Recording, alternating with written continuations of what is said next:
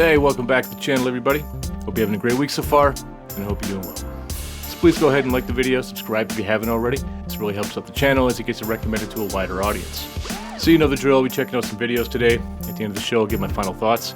So let's just get into it, guys. See what we got today. We are live. Why are we not talking about the Pope legit getting sedated? Because he was screaming about being dragged to hell and how these demons were grabbing on his legs and a portal was opening at the end of his bed. Y'all think I'm bullshitting? Go look this shit up. The Pope literally, like, I think 6 or 7 days ago, legit was like having a whole issue, was screaming, "Get these devils off of me, da da da." And the cardinal said that they had to sedate him. I'm quite sure that there's like an end time prophecy or something about this. Like when I woke up this morning, I woke up in a jolt because I literally heard an audible voice say, "The stage is set." I woke up like, what if Elon presents the mark after the death of the Pope? And yesterday now, Pope Francis has spent all night screaming at demons who are trying to drag him to hell. The Vatican has confirmed. 88-year-old Francis remains in hospital battling kidney failure, brought on by double pneumonia. But this battle pales in comparison, posed by the beclawed, soul-eating demons from hell. A spokes-cardinal confirmed that the pontiff had to be sedated last night after screaming, "Get these evil bastards off of me," as a portal to hell opened up at the end of his hospital bed, sparking fears the end is near for the leader of the Catholic Church. Well, I mean, I've said it before, and I'll say it again. There's nothing holy about the Vatican. You reap what you sow. You may remember 9-year-old Hannah Poling. Recently, the government's so-called vaccine court conceded her family's claim that vaccines may have helped trigger Hannah's autism. Our chief medical correspondent, Dr. Sanjay Gupta, is back with more on that debate on this Autism Awareness Day. Sanjay? Don, thank you. We are here with Dr. John Poling. He is, first of all, he's a neurologist. He's also the father of Hannah Poling, as you just mentioned. Her case of autism diagnosis was conceded by the federal government as having been contributed to by vaccines. That was a pretty startling thing, I think, for a lot of people to hear. We talked to a lot of experts about this. They say, look, vaccines in no way cause autism. You're a neurologist. You're also the father of Hannah. What do you say? Well, I think you bring up a really important point, is that the government, actually the Department of Health and Human Services, conceded that my daughter's medical problems, which are autism, encephalopathy, seizures, were brought on by vaccination. Well, there you go. I'm sure CNN would like to keep that buried. Did you see what Ariana Grande said at the Oscars? No. And if you were wondering why I'm doing air quotes with her name, stick around. But Do you have a release date? you know what? They did the Brighter Days memory erasure treatment to me, so I'm having trouble remembering the details. They're foggy because at the Brighter Days clinic they do the memory erasure, you know? If you could, Excuse me? Baking powder? Did she say Brighter Days memory eraser? It sounds like something right out of Jim Carrey's Eternal Sunshine of the Spotless Mind. But you know what? I think she's trolling us. I think that's intentional. That's for us to start going down these rabbit holes. You know why she's really doing it? It's to mock us. Yeah, there's MK Ultra, but there's no memory erasing thing. She's literally doing it to mock how dumb people are, that they don't realize that she was once Brittany Murphy and then transitioned to Ariana Grande. Brittany Murphy, Ariana Grande. And if you think I'm just crazy talking, well, then you just haven't seen my video where I literally show a lot of evidence with them having the exact same markings in different places all over their faces, like above the eye and below the eye. And in a second, you'll see even more. But they do this to mock us. They do this to say, we know the joke, we're in on the joke, but you're not, and we're going to send you scrambling down these rabbit holes of what's this memory eraser place. It's just all to literally mock how dumb they think we are. They're the same person. Ariana Grande is Brittany Murphy. She had some plastic surgery. And if you still don't believe it, just listen. It's gotten a great response from people, which has been awesome. But and everyone had been asked after the screening if all women said they did? Because it's kind of about like bringing light to a situation or to someone's life, or somebody else who brings You're light to fucking your losing life, it, or bud. sweetening the situation. Like I said, it's to mock you and also probably to set something up in the future, kind of like they did with clones in Jurassic Park. They started implanting the ideas of clones, so then when they really want to make you believe there's clones, you've been indoctrinated because Jurassic Park said so, and then the movie Multiplicity said so, and then they tell you they cloned sheep, and you're like, oh yeah, of course, they've cloned sheep. And then all of a sudden you think humans are being cloned. Something's coming with this. Something's coming. Of course, all this is for entertainment purposes. I'm sure she really went to a clinic and had her mind erased, just like Jim Carrey in that movie, Eternal Sunshine of a Spotless Mind. Don't let them troll you guys. They're trolling you. Don't let them troll you. Turn off the TV. Stop watching them.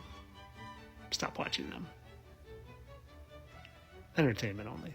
Have a good day. Sometimes this guy says the dumbest fucking shit, I just can't even. In the last video, we uncovered the location of the Garden of Eden. However, the secret to its destruction has been hidden for nearly 100 years. In 1925, the Courier Journal outlined the translations of ancient Indian tablets. The tablets were translated by an East Indian high priest and Colonel Churchward. According to the article, the origin of man took place in the land of Mu 50,000 years ago. But it was not until 37,000 years later that the entire continent was swept away in one of the deadliest cataclysms of all time. At the time of the event, there were 65 million inhabitants on the land of Mu. Many of the inhabitants were swept away by the engulfing waters, but some managed to escape to the peaks, which have become the islands we see in the Pacific today. Some even used their flying machines to relocate to other parts of the world, but this is where it gets crazy. The timeline mentioned here perfectly lines up with a cataclysmic event called the Younger Dryas, a time of sudden and severe climate change, massive volcanic eruptions, devastating earthquakes, and colossal tsunamis. These events caused a significant rise in sea levels and major continental shifts. Could this be the event the tablets speak of? I mean, very possibly. Mew really intrigues me. What's this?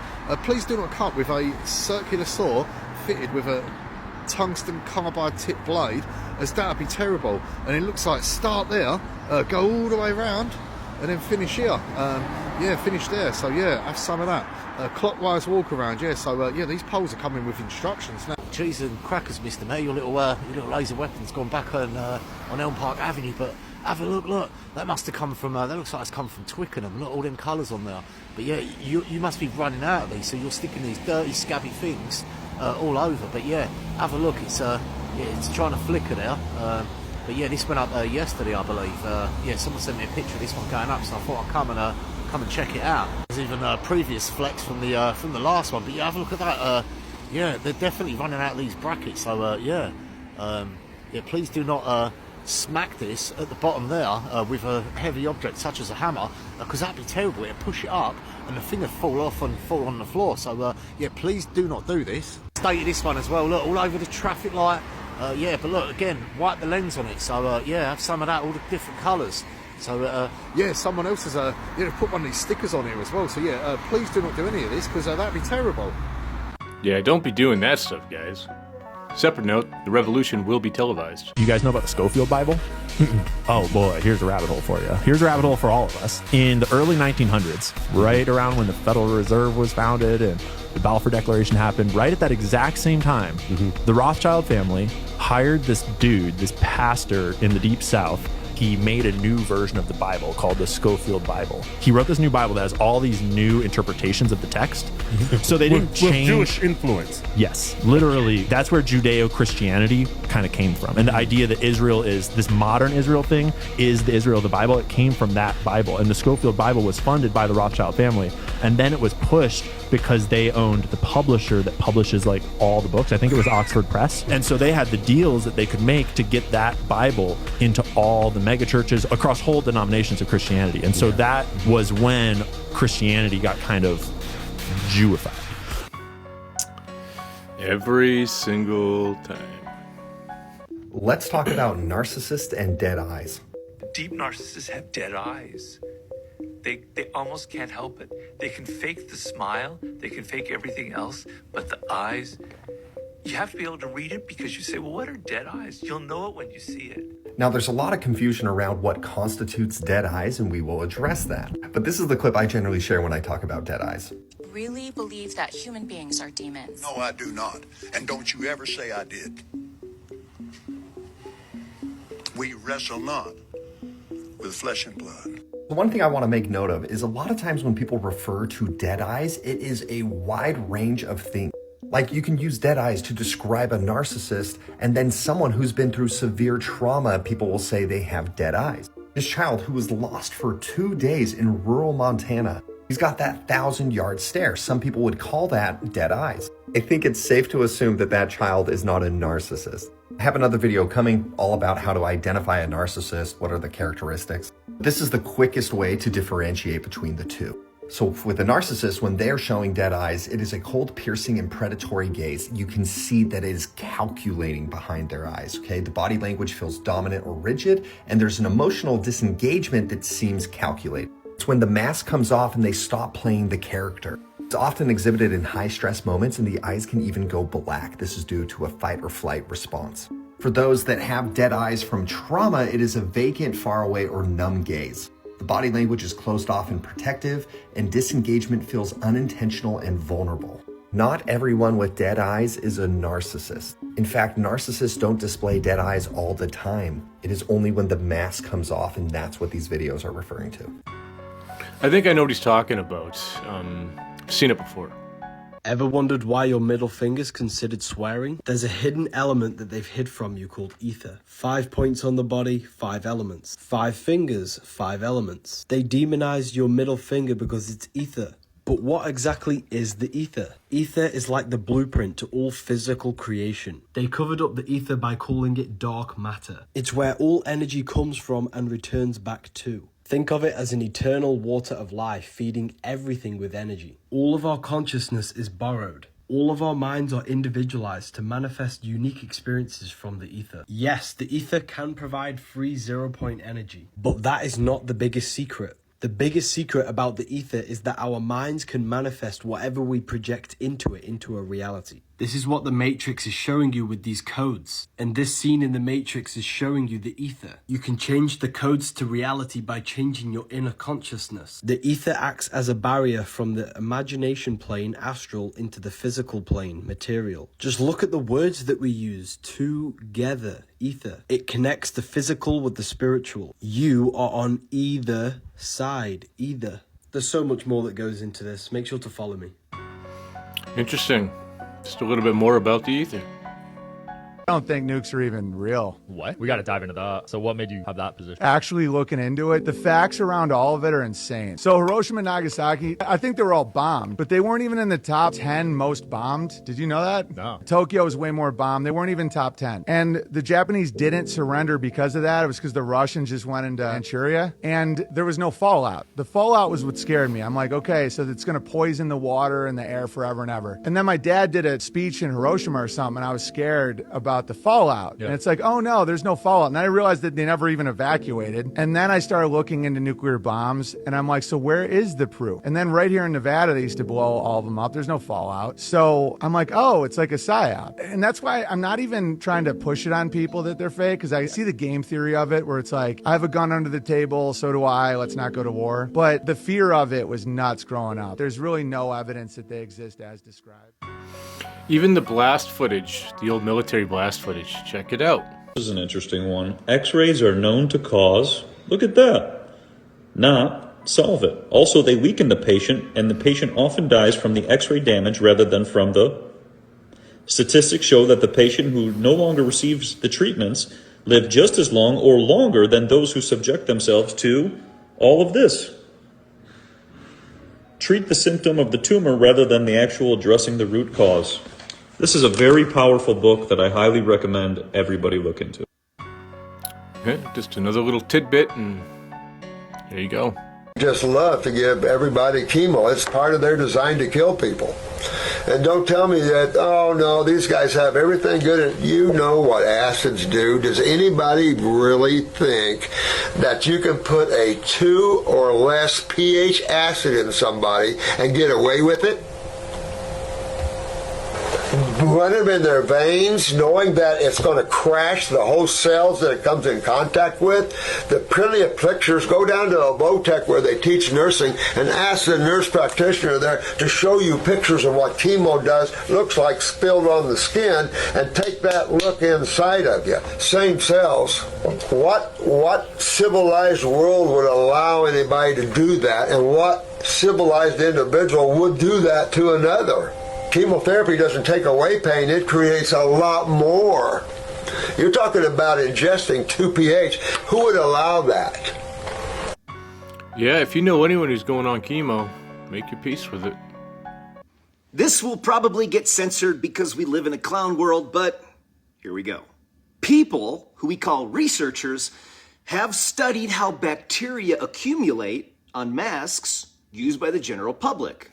Masks had an average of 42,400 bacterial colonies, CFU, per mask, with the highest reaching 285,000.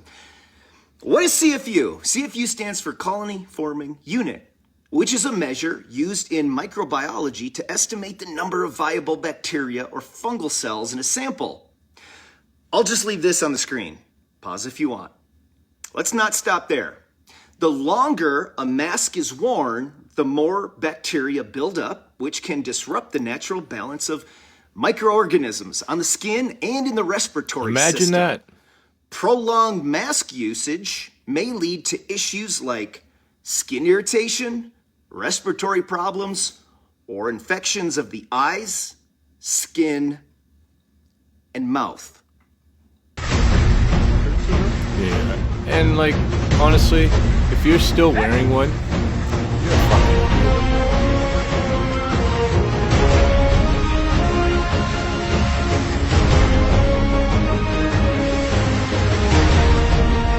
Hey man, like, I can't stress enough how stupid it was. Hi, I'm Dr. Scott Jensen, and I am not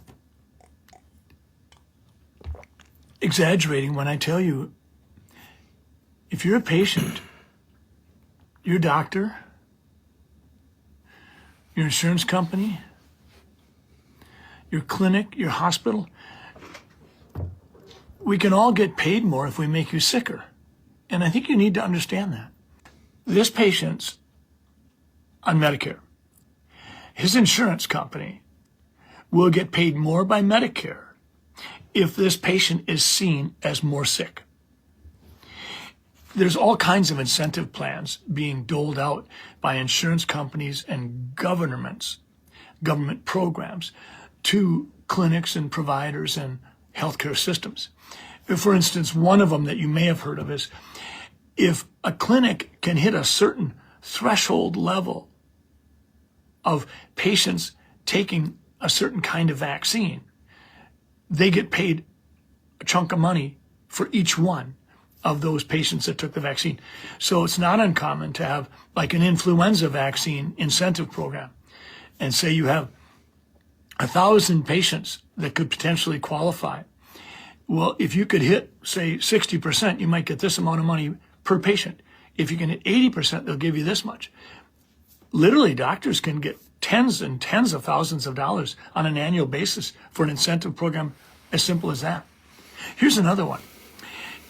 If we can call you diabetic based on some parameters, even if we're not treating you with a medication or didn't really do anything for you, if we can call you diabetic and we do a test called an A1C.